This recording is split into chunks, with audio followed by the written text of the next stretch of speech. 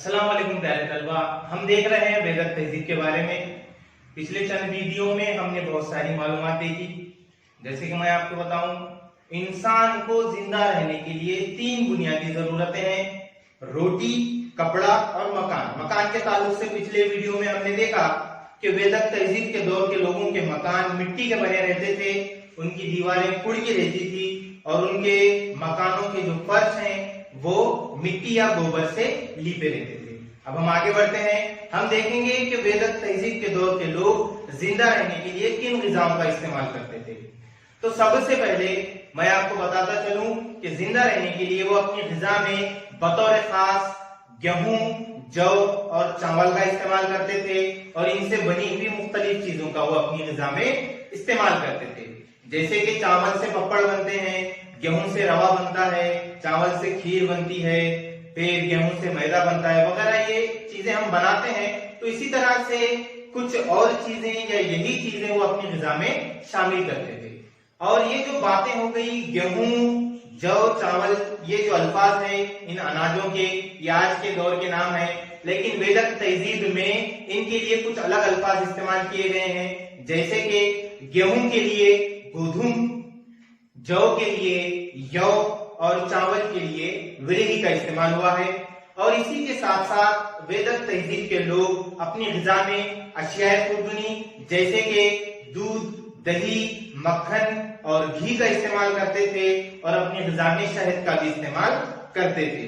اور اسی کے ساتھ ساتھ وہ کڑک، جسے ماچھ بھی کہیں گے، اور مسور، تل اور گوشت کا بھی اپنی غذا میں استعمال کرتے تھے۔ اب یہ ہو گئی غذا کے تعلق سے معلومات۔ اب ہم دیکھیں گے لباس کے تعلق سے کہ وہ کون سے، کس طرح کے لباس زیب تن کرتے تھے۔ تو ان کے لباسوں میں اونی اور سوتی کپڑے سے بنے لباس شامل رہتے تھے۔ اسی کے ساتھ ساتھ درختوں کی جو اندرونی چھال، جسے ویلکلے کہیں گے، اس سے بنے لباس بھی وہ اپنے لباسوں کو استعمال کرتے تھے۔ اور اسی کے ساتھ ساتھ جانوروں کی کھال کا استعمال بھی وہ بطور لباس کرتے تھے۔ اور اپنے آپ کو اچھا بتانے کے لیے، خوبصورت بتانے کے لیے آج ہم کون کون سی چیزوں کا استعمال کرتے ہیں؟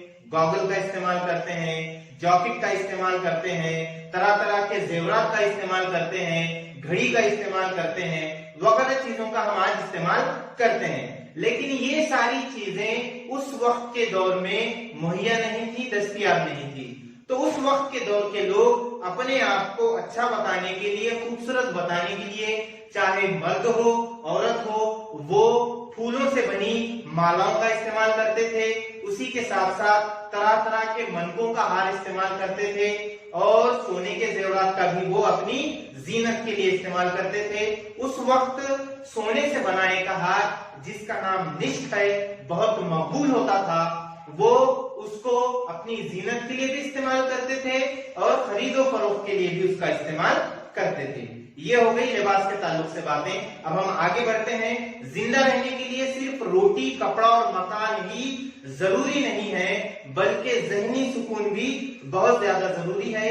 اور ذہنی سکون کے لیے آج ہم بہت ساری چیزوں کا استعمال کرتے ہیں اپنی تفریح کے لیے، جیسے کہ موبائل کا استعمال کرتے ہیں، جس کے اندر طرح طرح کے گانے، ویڈیوز، فنی ویڈیوز، کامیڈی وغیرہ ہم دیکھ کر اپنی تفریح کر لیتے ہیں، یا کہیں گھومنے چلے جاتے ہیں، ٹی وی دیکھ لیتے ہیں، کمپیوٹر، لیپ ٹاپ کا استعمال کر لیتے ہیں۔ لیکن یہ تمام چیزیں اس وقت کے دور میں مہیا نہیں تھی، موجود نہیں تھی۔